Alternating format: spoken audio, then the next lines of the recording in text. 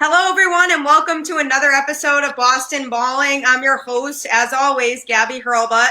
I do have a really special guest with me today, my friend Courtney Harden. He's a fellow podcaster. Fun story about Courtney, actually. He was the biggest reason why I started my podcast in the first place, because he reached out to me a few months ago now, I'd say it was the first time, asking if I wanted to be on his podcast. And so I was on his podcast. He interviewed me about my job at ESPN. And then when I was thinking about starting Boston Balling, I reached out to him for some advice on starting a podcast. So he's a really accomplished guy. So I'm really excited to have him on my show. So Courtney, how are you doing?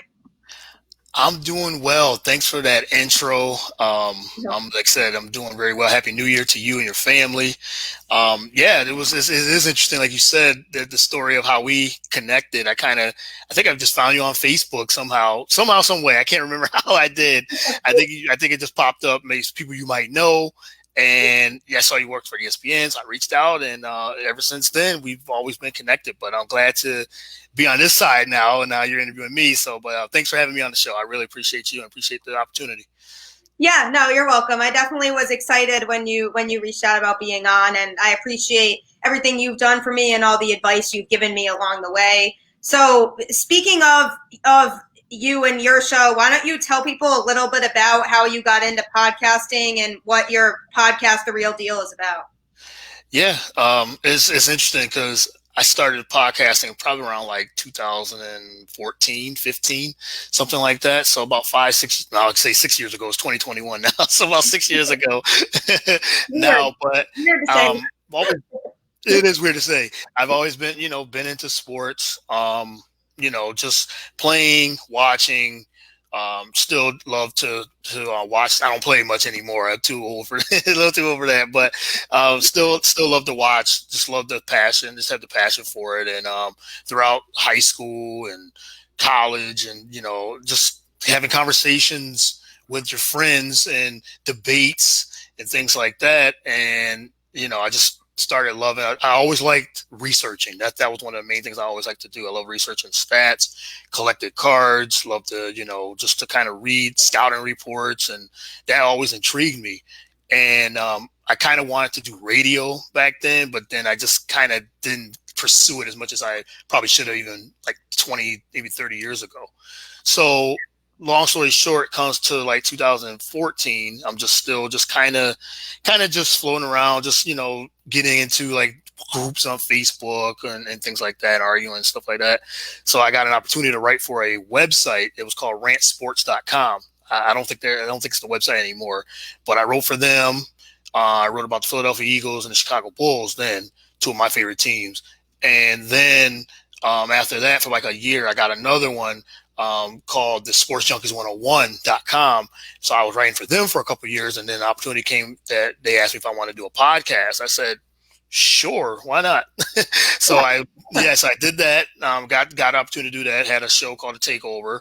Had a co-host on there, Sean Reeves, his name was. So we did that for a little bit, and then I kind of stopped after that, came back and started The Real Deal by myself on another network. And now I'm on another network that just went on like last year, bs3radio.com is what I'm on now. So shout out to Ben Sutter too as well.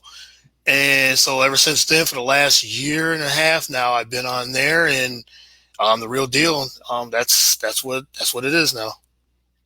Yeah, no, your podcast is really awesome. You've had some great people on it, and I love watching your episodes, and I'm honored that I was one of the people that got to be on your show too. Oh, absolutely. Yeah. I try to, for the Real Deal itself, I try to I look at a lot of people from the sports media, whether it's big networks or if they're doing their own thing or things like that. So I just kind of reach out to a lot of different people. I kind of love the sports media realm, like I said, and I reach out and try to get as many guests as I can and let them tell their story. And I like to, listen and kind of research what they do and really respect everything that they do. So it's been a great run. I'm loving it. Just trying to take it to the next level. And just like I said, try to get the best guests in sports media. I've had sports media people. I've had a couple of athletes. I've had chefs on the show. It's not just sports. It's just whoever's got a great journey, I try to get them on the show and they can explain their background if they got something to promote, or just kind of like find interesting people in a lot of different industries. Yeah, no, we have Dave Drago over here in the comments, who's a very loyal listener of Boston Balling, which I really appreciate. He's saying he wants to check it out, so I definitely recommend that, Dave. I think it's a great show, and Courtney definitely does a good job. Thank you. Yeah, if you want, follow me on Twitter, Facebook, Instagram. The at Get the Real Deal on Twitter and Facebook, and Courtney Harden. You just you can Google it. It's all over. So it's on all podcast platforms and streams, Apple Podcasts, Google Play. It's all over. So yeah, or you can just go on bs3radio.com as well. Yeah, no, I definitely recommend looking it up. His show is great, and he's really knowledgeable about his sports and a lot of other things. And he's had a lot of cool people on the show. So definitely look up The Real Deal with Courtney Harden when you all get a chance to. And I'm honored that he's here tonight joining me to talk some Celtics and NBA. A very fun topic now that the NBA season is really underway, and we've seen more from teams now, and I actually joined Courtney's show a couple weeks ago for an NBA roundtable discussion where we talked about a lot of our favorites for the playoffs and things like that. And I think that things could be a lot different now when it comes to the conversation that I'm having about the Celtics now than I did when I was on that roundtable discussion. Yeah. One of the main reasons I say that is because there's been a lot of production from some bench players. And I know one of the things that I mentioned that I was concerned about at that point was their bench and whether they would have a reliable bench that would perform. But even from, just last night's game was just one example of this, but they are involving everybody in the offense. And I think that that's really important. And the young players, Peyton Pritchard's really stepping up, and they have, Nesmith, I think, needs more work and more exposure to the NBA, but I think he's going to be pretty good. But The first thing I guess I wanted to discuss was, how do you feel that Kemba's absence has made an impact on them? Because everybody was concerned at the beginning of the season, me included, that their season was going to be a little rough at first without Kemba. And I think there are still obviously questions, but there's been a lot of people that have overperformed right now so far. So how do you think that Kemba's absence has impacted them, and how he'll fit into the mix when he comes back? Yeah, there's still a little concerns with the Celtics. They've been up and down. I think they don't have enough offense consistently yet. And I know it's still early in the NBA season. It's only been 2 weeks. So, but right now, Jaylen Brown and Tatum are really keeping them afloat. And especially Jaylen Brown, he's really took his game to the next level with his scoring. One concern for me is their defense is very concerning. I think they're really struggling on that end, and I thought that was going to actually save them. But they have a lot of defensive players, not so many offensive players so far. So their depth is really lacking. I think the defense has taken a little bit of a step back, even though they got really good defensive players. But when you start Tristan Thompson and Tice, when you start both of those guys, neither one of those guys are very offensively they're offensively challenged, I should say. And so now you got to have Brown and Tatum really be on their game. And even Marcus Smart, he's not the best offensive player that they've had either. He's one of their better defensive players. So he's got to even step up even more. So Kemba's absence has really hurt them a lot. So with him coming back, he'll fit right in offensively, because he's such a monster offensively. He can get to the hole. He's got a jump shot, handle the ball. So I think they definitely need him. But as long as Tatum and Brown can actually continue to improve and really score a lot like they have to, they got to carry the load. I think they'll be fine until Kemba comes back, but they got to stay right at 500, and they got to get back to their defensive ways. And I think that's what led them into the conference finals last year. Yeah, I totally agree with that. I think the defense is the biggest concern right now. They don't play a lot of defense, and even in last night's game, I mean, they had an offensive performance that was really good, particularly from Jalen and Tatum. But when they would play defense, they weren't really playing defense. They were just leaving shots wide open, and Right. the Raptors were taking shots from three that were just blatantly wide open, and nobody was there. And this isn't a new thing. This is something that we've seen from the Celtics that I was hoping they would fix this year, because the defense was an issue last year too. And I think that if they can fix that, if they can fix the defense in the next couple of weeks, then I think that they could be a serious problem. And the point that you bring up about Jaylen Brown is really true, because he's really stepped up this year, and there were a lot of question marks surrounding his future with the Celtics, because there were rumors about trading him, and for somebody like James Harden. But the problem I have with that is that Brown still has so much more of his career presumably left, and he's really developing into a key part of the Celtics offense. And you can tell that he fits in with the chemistry that they've built and with the offensive scheme that Brad Stevens has. You can tell that he fits in with all of that. And I think it would be a mistake to get rid of somebody like him for a player like James Harden that wouldn't guarantee you a championship and might ruin the chemistry that the team already has, because the Celtics play off of their chemistry and each other.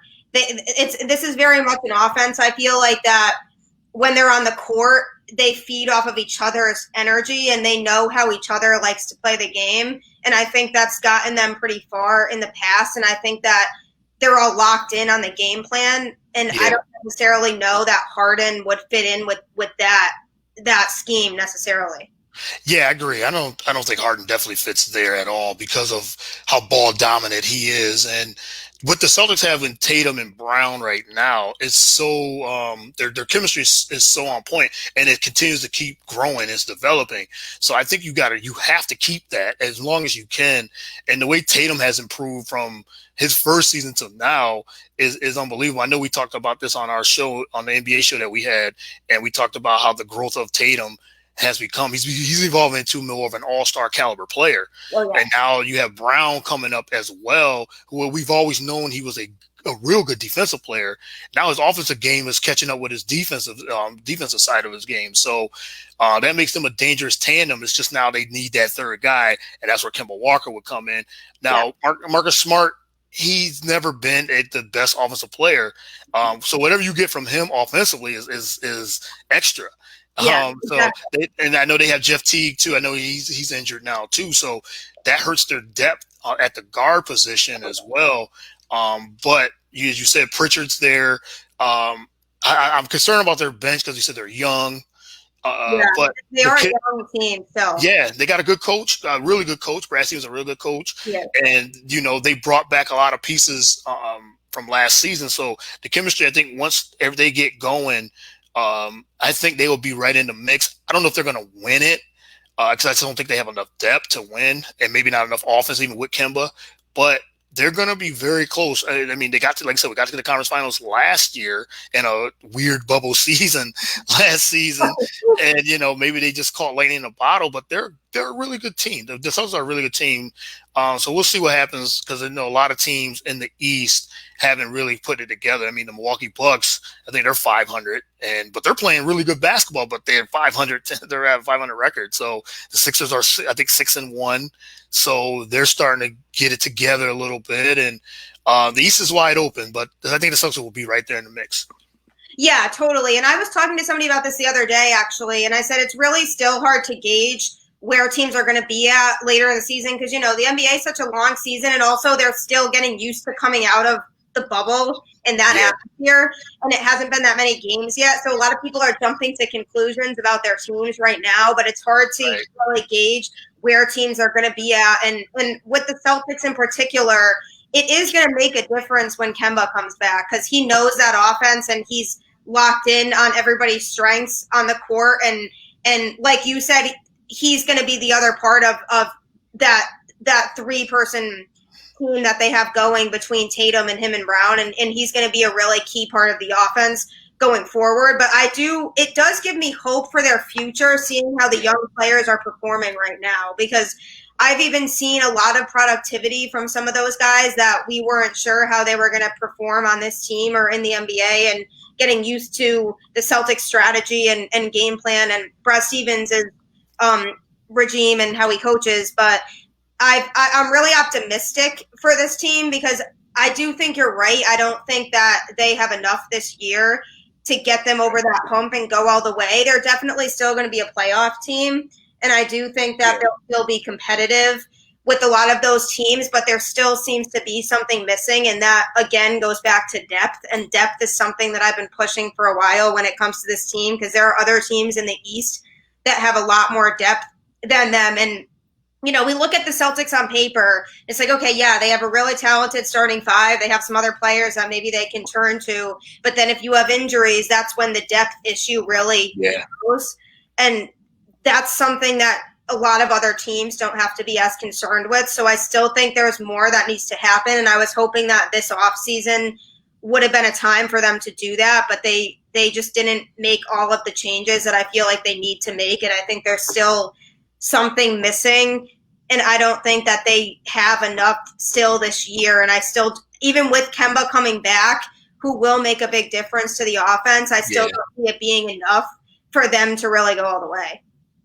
Yeah, and I think what like I said, their wheelhouse was the defense. So if they don't got enough offense to score in the half court, they were so locked in defensively. They have so many good defenders. Tristan Thompson is a really good defender in the low post. That's why they picked him up. Daniel Tice brings size. They still got Taco Fall. Why are they not playing Taco? Like, not Taco Tuesday. Why they ain't playing them? Eating more taco time too. I'm like, not playing. Right. But they got deep. I mean, like I said, Marcus Smart's one of the better perimeter defenders. Jaylen Brown's a real good defender. Tatum can be a real good defender just because of his size and length. So they can lock up on D if the scoring doesn't work. But when they're going against teams like Brooklyn, because now Brooklyn, even though they're struggling defensively now, they've lost a lot of depth with Dinwiddie out for the year, so that hurts them. So they're a couple injuries away. But you said it was at Milwaukee. Toronto's struggling right now. They're 1-6, so they haven't gotten it together. Maybe they won't. Who knows? I would have never thought they would be this bad this early so far. But you got all these, you got these top teams, Milwaukee, Miami's struggling. So it's a weird season. So the Celtics could, like you said, being optimistic, they could surprise and show up, and they represent the East. You just never know. Yeah, and when it's funny you bring up Milwaukee, because I know you and I had a conversation about them before and how we thought that they could make a serious finals run this year. But again, this season is just so weird because we all said before the season started, this could really go any way at this point. Like, there's so many teams coming out of the bubble that could struggle with getting back into the flow of things, or teams that might excel after that whole bubble situation and just come out really strong. And we've seen some teams that have kind of been up and down already so far, and it's hard to really give predictions right now based on how teams have been performing. But when I look at the Celtics right now and I watch games, it's very, very frustrating to watch their defense and feel confident that they can really do anything, because if they can't play defense when they're playing teams like Toronto, how do they expect to guard players like Giannis or KD? You know what I mean? Yeah, they're going to need Jaylen Brown and Marcus Smart to really guard those type of guys, like you said, like a KD or Giannis. And they can match up. It's all up to, like I said, Kemba Walker, that he can, if he can come back and put his offensive game into the game plan with the Celtics and see what he can do. If he's healthy, he's got to stay healthy too, because he's been injured the last couple of years. So I can see them really, really elevating a little bit. But as you said, it's still early, and some teams don't even have their legs yet. They're like, it's almost like this is preseason. I remember Doc Rivers, he said here in Philly, he was talking about the Sixers. He said, okay, yeah, we're off to a great start, but we haven't played are, like some of the harder teams. We haven't played some of the contenders yet. I guess this week they got some. I guess they play Brooklyn. They play a few other teams Yeah, coming their up. schedule coming up is going to be kind of tough. So Yeah, so it's all about the scheduling. So we'll see what happens. Maybe by All-Star break. I know it's only a 72-game season, so maybe by All-Star break, I guess Kimbo's supposed to be back in a couple weeks. yeah, I a couple weeks heard. back, or as of now, he's supposed to be back in a couple weeks, and they're saying he's doing well with his progress, and that he should be back in a couple weeks. So that's what I'm really hoping, because he's definitely a major asset to this team that they're missing. But the other thing I did want to touch on now, when referencing injuries or holes in the team and the offense, how much do you feel like not having Gordon Hayward has affected them? Because for me, he was always really injured to the point where I never really got to see Gordon Hayward on the Celtics play like he ever did when he was in Utah. And we were Yeah, all waiting for Utah Gordon Hayward to come and play in Boston that way, because if we had gotten back Gordon Hayward, this team, I mean, they could have already gone possibly won the NBA Finals already, yeah, maybe even 2 years ago, or possibly last year. If they had Gordon Hayward performing at that same caliber, I feel like they could have won it all, maybe. And I thought that he was going to be a crucial part of the offense. But then when he started not playing a lot, or when he wasn't really involved with the offense, it almost seemed like they were better off without him. So what are your thoughts now that he's not on the team about how they're playing, and if you feel like him not being there is a big hole or a big loss? it could be. It looks like a bigger loss than I guess they're putting on. If he would have just stayed healthy, that was it with Gordon Hayward. I mean, you said you got him from Utah, and everybody's like, "Oh man, we definitely the Celtics they're right there." And when he played last year, when he was in there, they looked like a different team because he's an extra ball handler. He's a guy that can handle the ball, and he's a playmaker, and he's almost like an extra point guard in some way. That's how good he is and can be when he's healthy. Now he's over in Charlotte, and he's playing pretty well. I mean, he's playing okay over there. Now, I think they overpaid him. I think they overpaid because he's still an injury away before, we don't wish injury on anybody, but I mean, this guy's injury prone.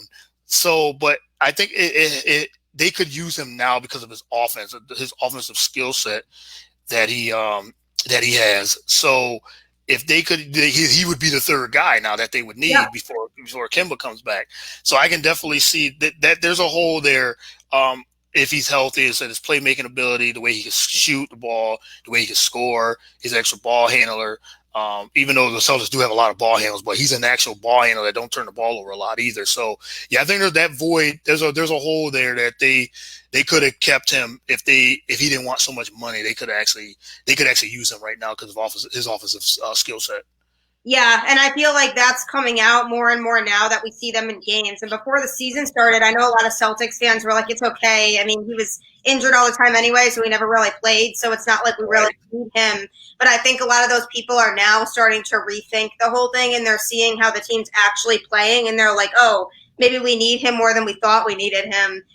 Or somebody that can fill that gap, because there is still that gap, because who do you really turn to? And granted, when Kemba does come back, he has enough players on his offense that he'll be able to rely on, I think. But it definitely is showing that Gordon Hayward was a valuable asset to the offense when he was playing. And if he could stay healthy the entire time that he was with the Celtics, I think we would have seen more, and there would be less people that were kind of, there were a lot of people bashing Hayward. So I think that if he wasn't injured, I think that he would have done more and been more productive, and people might have been like, okay, yeah, he's a valuable asset to this team. And I mean, I know that his relationship with Brad Stevens was kind of there too. They had a pretty solid relationship going too, and it seemed like he really knew how to work with a player like Gordon Hayward. That was somebody that really catered to Brad Stevens' coaching style. And I think that was really important, because it seems like Brad Stevens is the type of coach that needs players who can really understand the way that he's coaching. And I think that we saw this happen with Kyrie. I don't think Kyrie and the Celtics system and Brad Stevens really worked well together. Yeah. And I think that obviously ended up hurting the Celtics. And I mean, they still got to the playoffs because they had the talent to go, but they obviously, they played better when they didn't have him because he was injured. And so when Kyrie went down and was benched and they were playing a lot better then. So he was somebody that you could tell didn't really go well with the Celtics organization or with Brad Stevens' coaching scheme. And I think that Gordon Hayward was the type of player that really mixed well with Brad Stevens. He just never really had the opportunity to showcase that because he was injured so much. Yeah, it's you're right, and you brought up a good point with Kyrie, and it just didn't fit. It wasn't a fit. Kyrie was just the type of player he is and the type of personality he is. He didn't fit well with any of those young guys at all.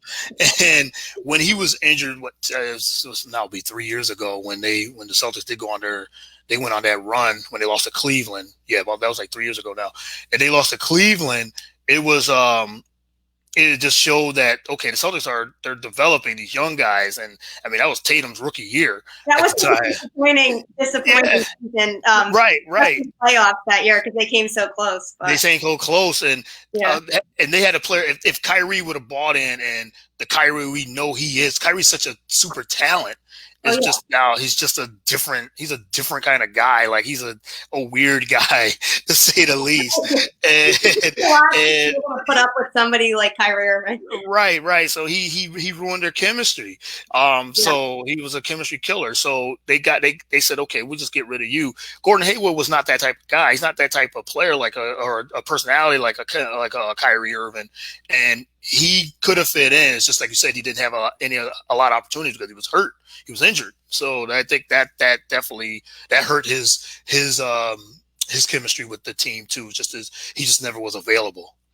Yeah, no, definitely. And when they got Kemba, I actually was really excited about it because based on the way that Kemba plays, I was like, I think he's going to really fit in with this team. I think that he needs to be on a team where he's surrounded by a lot of talent because, he wasn't in the best situation either before coming to the Celtics. I mean, like he wasn't on a good team. Right. So that was the hard thing was Kemba has a lot of talent, but he needed to be on a team where he was surrounded by other good talent offensively. So when he came to the Celtics, I was like, okay, this is great. And for me personally, I was biased towards the situation because I'm a UConn fan. So a UConn fan and a big Celtics fan, I was like, oh, this is perfect for me. It just seems meant to be that he'd end up in Boston.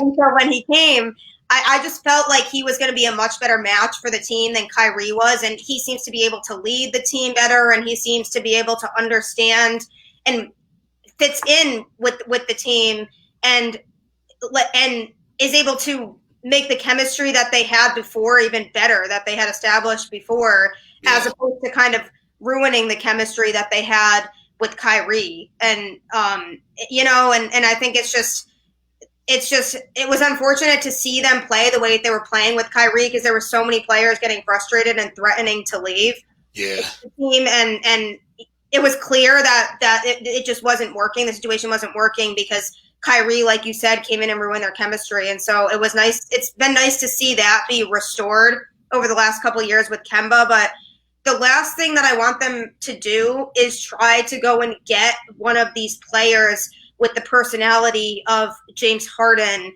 who is very much not a Celtics-like player. I mean, he needs to be on a team where he can be the center of attention and everything's very much about him and he's the primary ball handler. But you can't go to a team like the Celtics and ignore the rest of the talent that you have around you. And I think that if James Harden came, there'd be a lot of tension because there'd be other teams in that offense that would go on, or other players in that offense rather, that would go unnoticed. And I think that would be an issue if you had somebody like James Harden. Yeah, and if you get somebody like James Harden, any team, and you say the Celtics, they would have to get rid of so many of the lack of depth they've already have. They would have to get rid of. They would have nobody. For one, Houston's asking for a lot for James Harden. So if the Celtics were to go get James Harden, it would be they would have to get rid of Jaylen Brown, probably Marcus Smart, Yeah. And all the draft picks that the ones they still have left. And it'll probably have to be other players. And you get Harden and maybe a throw-in contract. So all you would have is maybe Tatum. I'm sure if the Rockets were going to trade Harden to the Celtics, they're probably going to ask for Tatum first. Yeah. Of course. I mean, because they want a star player back.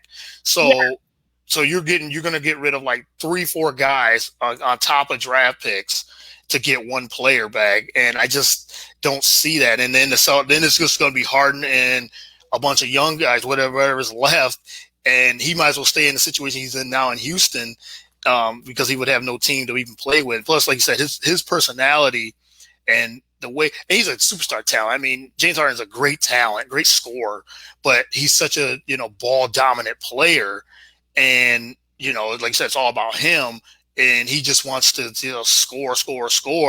It just wouldn't work, and I don't see a team really. Unless Harden changes his game, which I doubt he's ever going to, especially not in this stage of his career, he would have to go to a team where he can just fit right in. But James Harden's got to be the number one guy, and then I just can't see that in the Celtics. Yeah, and with the Celtics now, it's almost like they can't. I feel like they couldn't really pull off a trade that could work. What they should have done was, try to pick up players in free agency this year that could help fill holes. And they did attempt to do that, and they did make some improvements. But the players they have now, I don't want them to budge on those players, because they have so many players that are young and still developing that are already playing really well. Jason Tatum is only one example, but players that really have really good careers in Boston. So I don't want them to get rid of any of those players they have now. It's almost like they need to figure out a way to get other players that can help fill the voids, and especially more defensive talent, but not get rid of who they have now, and also expand their bench, because the bench, once again, is going to prove to be an issue as the season continues to go on, because it already is proving to be an issue. It's something that I said before the season started that I was concerned about, and it's something now that the more injuries that occur, the more that they see that that's an issue. So they need to find a way to develop the defensive side of the ball more, and try to find a way to bring on more players without getting rid of the talent they already have that's blossoming and into what they're becoming, because this team is not that far from winning a championship, I don't think. I think it's just a matter of a couple key moves from here. I agree, and I don't think it's a James Harden move, because, as you said, if you're talking defense, James Harden does not play any defense at all. He is a matador, as they say. This guy just allows. I know he's improved a little from before. It's bad. He's a player. He would drive Brad Stevens nuts. He would take his offensive game. He'll take his offensive game, but he would drive Brad Stevens nuts, because Brad Stevens, he preaches defense, and that's what I think. That's still the Celtics calling card. Now they could use his offense, of course, but it'd just, like I said, it'd just be him and whatever's left that they would strip the team, because they got to get rid of a lot of players just to get a James Harden. I like somebody said in the comment he would hate the Boston media. Yes, he would, because they would get on him. Like if he goes here, if he goes there, he goes to Philly, he goes to any other Brooklyn. Any New York, any team that's a big market, it would be, he would hate it. Now he loves like other things outside of that. This guy likes Miami and things like that. He likes strip clubs, and he loves things like that. But he would love that type of stuff. But he would come to a team and the chemistry would be all messed up. So James Harden, his personality would be it would be worse than Kyrie's. I would say that. Yeah, no, definitely. The Celtics don't really roll with those types of personalities, and there are some teams that can do it, and he needs to go to a team that can do that, but Boston is not that. And like you said before, you brought up a good point. I mean, he doesn't have the defensive talent that they need, really. So what would he really be doing? How effective would it really be? Because they do have a lot of talent on the offensive side of the ball as it is. So is it really worth getting rid of a lot of those talented players? And then that would also make the depth issue even worse too. because they're getting rid of a lot of high caliber players for what, really? Because Harden, it's still not improving the issue at hand, which is the defense. Yeah, and he's not a leader. He's not a leader like that either. So No. his teams have never been to the finals, except for the year he was in OKC. But at that time, he was a young player playing behind Westbrook and KD. So I mean, we saw that we did see the talent, and now we see it in full display. Like I said, he's a great player, a real good one-on-one player. It's just that his leadership skills are lacking, where he can lead a team. He's had opportunities, and as we said, he's a chemistry killer. He's had Chris Paul. He's had opportunities where he's had great players. Had Chris Paul, they didn't get to the finals, and then he ran Chris Paul out. He ran Russell Westbrook out. Yeah. That didn't work after 1 year. So if he goes to the Celtics with Tatum, he'll probably run Tatum out too. Exactly. Right. Yeah. So that's the problem with James Harden, is the chemistry and his lack of leadership. And he's another weird guy that just cares about himself and just does his own thing. He'll bring scoring, but I don't think you get far in the playoffs with James Harden. Yeah, no, for sure. I think that they're better off with what they have now and focusing on a couple of key holes. And like I said, I mean, last night there was a lot of good things I saw in the game. There was a lot of, and this doesn't just apply to last night. I mean, last night was exceptionally good because they kind of blew out the Raptors. But in general, like I mean, they had a lead pretty much the whole game, so it was a little bit of a different situation. But in general, I like what I'm seeing in terms of getting more players involved in the offense, and the ball handling and ball movement that I've seen has been really, really good. And I think the more that they do that, and the more touches that the young players get, I think that's going to be better off for them when it comes down the line to crucial games like, playoff placements or even playoff games. The more players that are involved in the offense, like they did last night and in other games that I've seen this year, the better off that's going to be for them too, because everybody's being worked into the offense. And I think when Kemba comes back, the main thing that's going to be important is to keep involving everybody in the offense like that, because that way everybody's going to be comfortable with how the offense runs, so that's only going to be better down the line when it comes to the postseason, and they feel like they've all gotten the exposure and they've all gotten, routine plays and that they've all been developing throughout the season. So I think that's going to be something that's going to really benefit them down the road, is that they've really been involving everybody. And there were players last night that were making some good shots that aren't always involved in the offense. Yeah, and then the young players are getting experience too without Kemba in the lineup, and that's going to help down the road, because I think now it's going to be a collective team effort for the Celtics. I think that's how they're going to be able to score. And like I said, when Kemba comes back, he's going to slide right in, and I know he's hungry. He's hungry because he had a sort of a disappointing year. He had a good year, and then they were playing well with him, and then he got hurt last year, and he had the stoppage, and then him coming back. Then he had some good games in the playoffs, but it wasn't a typical Kemba Walker type. I know that's what Celtics fans, they were waiting for that Kemba Walker, that lift that he can bring. And he, like I said, he had a few games here and there in the playoffs, but it just wasn't Kemba. So now I think with all that time off, he can fit right in. There'll be a collective effort, and with the young guys getting all that experience, and they have a player. They come playoff time, they have a couple guys that can actually take over, and that's what you need in the playoffs. If you have one guy that can take over, and they have Tatum proved it last year, Jaylen Brown's proven it even this season, and we know Kemba can hit big shots too. So they have guys that can just step up and win. So I would not sleep on the Celtics when it comes to the end, though. Yeah, no, definitely. And Jaylen Brown's one of those players that we saw that emerging and we saw that developing in the past. And I know people had their doubts, but now he's proving that he deserves to be there and that this is the team that he should be on and that he wants to play in Boston. And he's really stepping up. And I think down the line, when it comes to crucial games and they need to rely on somebody to be clutch from the three, know that Jaylen Brown's going to be that person. You know what I mean? Yeah, him. Yep. He definitely now has proved that he can actually hit those jump shots, those open jumpers. And as I said, Tatum can take over. I mean, Tatum can I just like him. I just like Yeah. he gets on a You know, you roll. can rely on for pretty much anything. Yeah, he's starting to get on a roll, and once he gets on a roll, he's starting to feel that he can get in, get that confidence and be clutch. And the one thing I like about Tatum is we talked about this before is that when he worked out with Kobe Bryant a couple years ago, and that right there just shows type of mentality he has. Like he was wanting to improve, and like Kobe used to do all the time. Kobe used to always improve at one part of his game each and every time, each and every year. As great as he was, he always tried to improve something. And Tatum seems like he's starting to fall into that same type of line, where it's like, I need to improve on my jump shot. Okay, I don't have it. I'm not consistent enough. I need to improve my passing. He's doing that now. And now he's got the offensive weaponry where he can beat you in a lot of different ways. And I really like Jason Tatum. I really do.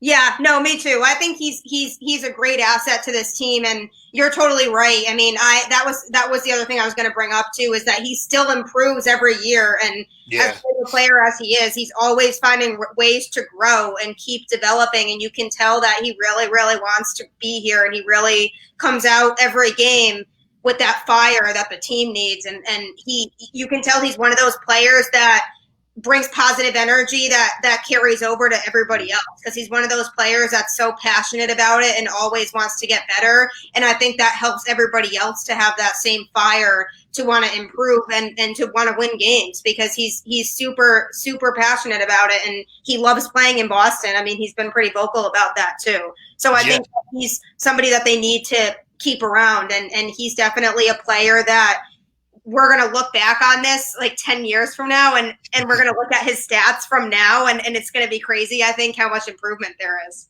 Yeah, and for a guy, he has to go toe-to-toe with Kevin Durant or Giannis, Jimmy Butler. He's going to have, going to have to, in the East alone, those are the guys that he's going up against. Even a Ben Simmons, who's not a scorer, but he's in that class where I got to go toe-to-toe with these guys each and every night in the playoffs too. And I have to be better than all these guys, because Kevin Durant is playing lights out right now, starting to get his legs back and things like that. And they said Giannis and all those other players, you got to have a player that can go toe-to-toe with those guys. So he's the guy that can do it and has done it. Definitely, yeah. And so I think it's going to be really, really exciting to see what they do from here. And I think that there's people that are just kind of not giving them a lot of credit right now, which I understand. And again, it's still early in the season, and they know what this Celtics team is, and they know that there's pieces missing. But I definitely do think that they're not a team to sleep on, and they could be a team that could make a serious run. And people know that people acknowledge that side of it, that they are always going to be one of those teams that's in the mix. It's just whether they can bring that all the way to the end. And that is something that is still a question mark for me. And I don't know, but I guess we'll have to see. And they could be playing even better than they are now with Kemba. But if they can improve on the defensive end, then they're going to be a scary team, I think, going forward. Yeah, it's all about, like I said, it's all about health. It's all about it, getting that chemistry together as they have it. Because, like I said, they brought back a lot of players from last season, so they definitely have it. So yeah, if they can just get healthy and the younger players just continue to step up, the Celtics will be a problem in the playoffs. Yeah, definitely. I am excited to see how the rest of the season goes. But before we close out here, can you just remind everybody again about how they can find your podcast? Absolutely. And before there was a question in here. There was a Giants fan in there, and they said, "What about the Eagles? That'd be my dad." Oh, okay, yeah, your dad. I want to address that real quick, and I'm just going to say this: the Giants should have took care of business. They wouldn't have to rely on the Eagles to win. So I'm just gonna say that Giants should have took care of business earlier in the year and not rely on the Eagles and not complain at the Eagles if they tanked or not or whatever. The Eagles had nothing to play for, so yeah, the Giants should just took care of business and win this bad division. I was through with the Eagles anyway, so it didn't matter. I was through with them a couple games ago, and once they got put out of the playoffs, I was like, they're not gonna. Whoever wins the division anyway, Washington won. They're not gonna do anything. So there you go. Giants took care So of now he has his answer on that. But you're exactly right. The Giants could have done their own part and won more than 6 games and not rely on help from a divisional rival that is also help in their own future. Yeah, they stuck it to the Eagles were either going to stick it to Dallas or the Giants. It didn't matter. I said the last games. I wish it would have ended in a tie. Both games. I wish the Giants and Cowboys would have ended in a tie, and the Eagles and Washington should have ended in a tie. So I mean, it is what it is. It was one of the worst divisions ever. I'm glad you addressed that question, though. I was definitely wondering because I know that's been the talk of the last 24 hours, or yes, because since when the game ended of the whole Giants versus Eagles debate. Yeah, it was a preseason. It felt like a preseason game anyway for the Eagles in Washington. It just felt like that, and I get it from a competitive standpoint. What was Doug Peterson doing? Allowing his third string to come in, and they were right there, but they weren't playing for anything really. I mean, maybe to evaluate Jalen Hurts, but they weren't playing for anything else. It was almost like we're going to get the 9th pick or the 6th pick. And I think Doug Peterson, he took the route of saying, we're just going to lose this game. I don't care. I don't care about the Giants. I don't care about whoever. A win would not have done nearly as much for them as a loss did for them. Yeah, so, right. In terms of their own future, they'd rather look out for themselves, I'm pretty sure, than a division opponent. Yeah, they just got to worry about what's inside. The Eagles got to worry about what's inside, not what they're doing on the field now. They got to worry about who's going to be the quarterback, if Doug Peterson going to be the coach still, they got to worry about the front office. They got to worry about the Eagles got a lot to worry about. They ain't got to worry about the Giants or anything this season. They're playing for next season. That's it. Exactly. Yeah, definitely. I am glad you addressed that, and I'm glad he got his question answered. Yeah, so shout out to your dad, definitely. But yes, you can find me on all social media platforms. Courtney Harden on Facebook. CJ Harden, I think CJ Harden 79 on Instagram. I got so many. CJ Harden 79 on Instagram. Courtney 110979. I got shortened that on Twitter. I got definitely shortened that, but Courtney 110979 on Twitter. And you can find the show on at Get the Real Deal on Twitter. Follow Facebook. You can follow it. The Real Deal with Courtney Harden, and also it's on, like I said, it's on all podcast platforms. Google Play, iTunes, it's all over. And that's where you can follow. And bs3radio.com is the network and website as well. Yeah, no, it's a great show. I recommend that you all tune into it. Thank you. He's really talented and knowledgeable, and he has a lot of cool people on his show. So if you guys get a chance to look at The Real Deal, I definitely recommend that you do. I'd like to thank him for being on the show, and I'd like to thank everybody as always for tuning in. I know I have a lot of people that I'm close with that like to tune in every week. My family, my good friend Katie, and of course Dave Drago, who's always in the comments, my cousins. So I appreciate everybody for listening every week. Courtney always listens every week too. And again, he's like the biggest reason why I started my show, because after I was on his show, it really inspired me. So I definitely do appreciate it. I know I have another, John Duquette is another one that listens every week. So it's definitely been a fun experience for me. You guys know where to find Boston Balling. It's on any podcast streaming platform or the Facebook page, or Boston Balling on Instagram or Twitter. And now there is a website where people can purchase their own Boston Balling shirts, which is very exciting. This is a recent acquisition as of last week too. There's a website, bonfire.com, you can go to, and then you can search Boston Balling. The shirts come in all sizes and types and colors, and it's pretty cool. So I hope everybody can look into that too if you want. But I appreciate everybody for listening. And again, thank you again, Courtney. And I look forward to talking to you all in the next episode. Definitely. Thank you. I appreciate you always. You know that. And again, thanks to all the listeners and keep supporting Gabby. She's definitely one of the best in the business right now. And like I said, I help her as much as I can. But definitely follow her and follow the show. And it's a great show. And yeah, thank you. I'm very thankful that to be on the show. I'm glad to spend a little bit of time with you and just talk about life and sports. Yeah, thank you. Definitely, I appreciate it, and I'll see everybody next time. Have All a right, good later. night. Later, everyone.